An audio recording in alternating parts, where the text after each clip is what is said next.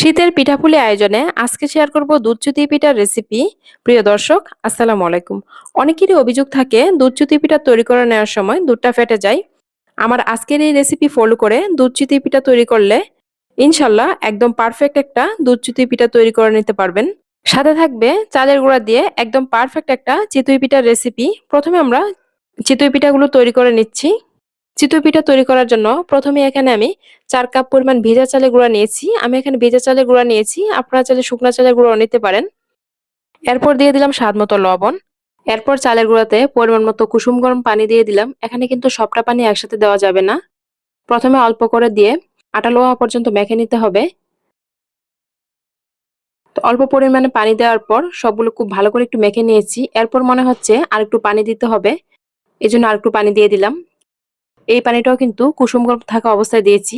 পানিটা এমন হবে আর কি, খুব বেশি গরমও না, আবার খুব বেশি ঠান্ডাও না, হাত দিয়ে ধরা যায় এমন। চালের গুঁড়া দিয়ে চিতই পিঠা তৈরি করে নেওয়ার সময় কিন্তু যখন কুসুম গরম পানি দিয়ে মাখতে যাবেন খুব ভালো করে মেখে নিতে হবে। এই কাজটা কমপক্ষে ৬-৭ মিনিট সময় নিয়ে করবেন, তাহলে কিন্তু পিঠাটা অনেক পারফেক্ট হবে। তো আমি প্রায় ৬-৭ মিনিট হাত দিয়ে এইভাবে মেখে নিয়েছি। যদিও এইভাবে হাত দিয়ে মেখানো একটু কষ্টের কাজ, ধৈর্য ধরে করে নেবেন আর কি। হাত দিয়ে মাখতে মাখতে এই পর্যায়ে দেখুন, এইভাবে হাত দিয়ে ধরলে একটা আঠালো ভাব হচ্ছে। আঠালো ভাবটা হওয়া পর্যন্ত হাত দিয়ে মেখে নিবেন। তো আমার প্রায় ৭ থেকে ৮ মিনিট পর্যন্ত সময় লেগেছে। এখন এখানে ঠান্ডা পানি দিয়ে দিচ্ছি। আর এই পর্যায়ে কিন্তু অবশ্যই ঠান্ডা পানিটা দিবেন, গরম পানি দিতে যাবেন না। গরম পানি দিলে পিঠাটা কিন্তু অনেক নরম হয়ে যাবে, নিচটা মুচমুচে হবে না, আর উপরটাও ফুলকো হবে না। তো ঠান্ডা পানিটা দেওয়ার পর আবারও খুব ভালো করে মেখে নিয়েছি ৩-৪ মিনিট সময় নিয়ে। চিতই পিঠার ব্যাটারটা আপনাদেরকে হাত দিয়ে দেখাচ্ছি কেমন হবে। ঠিক এরকম একটা ব্যাটার তৈরি করে নেবেন। ব্যাটারটা কিন্তু খুব বেশি ঘনও না, আবার খুব বেশি পাতলাও না, এরকম একটা ব্যাটার হবে আর কি। তো আমি একটা চামচের সাহায্যে আপনাদেরকে দেখাচ্ছি ব্যাটারটা কেমন হবে। এই ব্যাটারটাকে কিন্তু রেস্টে রাখার কোনো প্রয়োজন নেই, সাথে সাথে পিঠা তৈরি করে নেওয়া যাবে। তো আজকের চিতই পিঠাগুলো আমি গ্যাসের চুলায় তৈরি করব। এর জন্য আগে একটা মাটির পাতিল গরম করে নিয়েছি।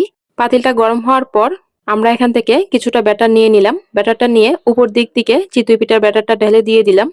এরপর একটা সিলভারের ঢাকনা দিয়ে ঢেকে দিলাম। ঢাকনাটার উপরে অল্প একটু পানি ছিটিয়ে দিলাম। এই পর্যায়ে চুলা আঁচটা কেমন রাখবেন দেখিয়ে নিচ্ছি। চিতই পিঠা তৈরি করে নেওয়ার সময় কিন্তু অবশ্যই সিলভারের ঢাকনা দিয়ে তৈরি করে নেবেন। যদি গ্যাসের চুলায় করেন তাহলে পিঠাগুলো ফুলকো হবে। পিঠাটাকে ২-৩ মিনিট চুলায় রাখার পর ঢাকনাটা তুলে নিচ্ছি। তো দেখুন মাশাআল্লাহ পিঠাটা কতটা সুন্দর হয়েছে। পিঠাটা তৈরি করে নেওয়ার পর মাটির তাওয়াটাকে একটা ভিজা কাপড় দিয়ে মুছে নিলাম। প্রত্যেকটা পিঠা তৈরি করে নেওয়ার পর কিন্তু মাটির তাওয়াটাকে এভাবে একটু মুছে দিবেন। এরপর আমরা আরেকটা পিঠার ব্যাটার ডেলে দিয়ে দিলাম। এইভাবেই আমরা প্রত্যেকটা পিঠা তৈরি করে নিব। তো দেখুন মাশাআল্লাহ প্রত্যেকটা পিঠাই কতটা সুন্দর হচ্ছে। পিঠাগুলো তৈরি করে নেওয়ার পর একটা প্লেটে রেখে দিচ্ছি। এই চিতই পিঠা দিয়ে কিন্তু ভর্তা দিয়ে খেতে খুবই ভালো লাগে। মাংসের তরকারি দিয়ে খেতেও কিন্তু খুব ভালো লাগে। তবে আমি যেহেতু আজকে দুধ চিতই পিঠার ভিডিও শেয়ার করব, এজন্য আর গরম গরম খাচ্ছি না, পিঠাগুলোকে জমিয়ে নিচ্ছি।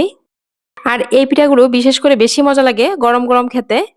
তো সবগুলো পিঠা তৈরি করে নেওয়ার পর আপনাদের সাথে শেয়ার করছি। তো দেখুন মাশাআল্লাহ প্রত্যেকটা পিঠাই কিন্তু খুবই সুন্দর হয়েছে। আর পিঠাগুলো কিন্তু অনেক জালিযুক্ত হয়েছে। দুধ চিতই পিঠা তৈরি করার সময় চিতই পিঠাগুলো যদি এরকম জালিযুক্ত হয় তাহলে কিন্তু জালিগুলোর ভিতরে দুধটা খুব ভালোভাবে ঢুকতে পারে। তো একটা পিঠা আপনাদেরকে ভেঙে শেয়ার করছি। তো দেখুন পিঠার ভিতরটাও মাশাআল্লাহ কতটা সুন্দর হয়েছে। তো আমাদের সবগুলো পিঠা তৈরি করে নেওয়া হয়ে গেছে। পিঠাগুলো তৈরি করে নেওয়ার পর এই পর্যায়ে চলে আসলাম দুধটা তৈরি করে নিতে।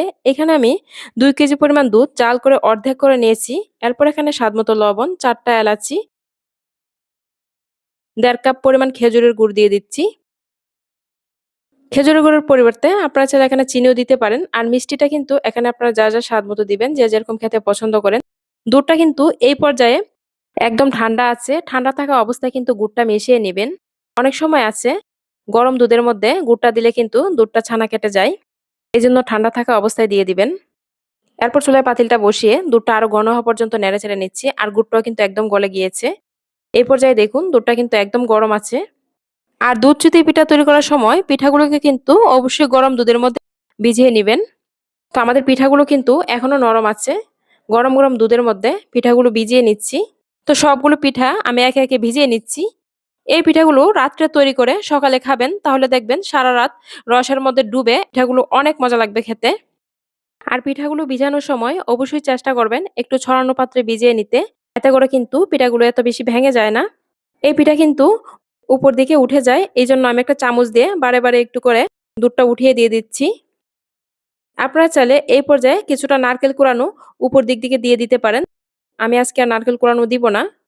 এই পিঠাগুলো সকালে ভিজালে বিকালে খেয়ে নিতে পারেন। আবার রাত্রে ভিজালে সকালে খেয়ে নিতে পারেন। মানে একটু বেশি সময় নিয়ে ভিজালে ভালো হয়। ভিতরের রসটা খুব ভালোভাবে হতে পারে। আমি প্রায় বিকালের দিকে পিঠাগুলো তৈরি করে সারা রাত্রের জন্য ভিজিয়ে রেখেছিলাম। তো পরের দিন সকালবেলা ঢাকনাটা তুলে নিচ্ছি। তো দেখুন মাশাআল্লাহ পিঠার কালারটা কতটা সুন্দর এসেছে। আর প্রত্যেকটা পিঠাই কিন্তু একদম রসে টইটুম্বুর হয়ে আছে। তো একটা পিঠা একটা প্লেটে তুলে নিলাম। তো আপনাদের সাথে পিঠাগুলো একটু খেয়েও শেয়ার করছি। পিঠাগুলো নিশ্চয়ই দেখে বুঝতে পারতেছেন কতটা পারফেক্ট হয়েছে। দেখতে যেমন সুন্দর হয়েছিল, খেতেও আলহামদুলিল্লাহ অনেক বেশি মজার হয়েছিল। আজকের চিতই পিঠার রেসিপি কেমন লেগেছে কমেন্ট করে জানাতে ভুলবেন না। আর এরকম সহজে মজার মজার রেসিপি পেতে আমার ইউটিউব চ্যানেল সাবস্ক্রাইব করার অনুরোধ রইল। যারা ফেসবুক থেকে দেখছেন প্লিজ পেজটাতে একটা লাইক ও ফলো দিয়ে দিবেন। ভিডিওটি এখানেই শেষ করছি। সবাই ভালো থাকবেন। আল্লাহ হাফেজ।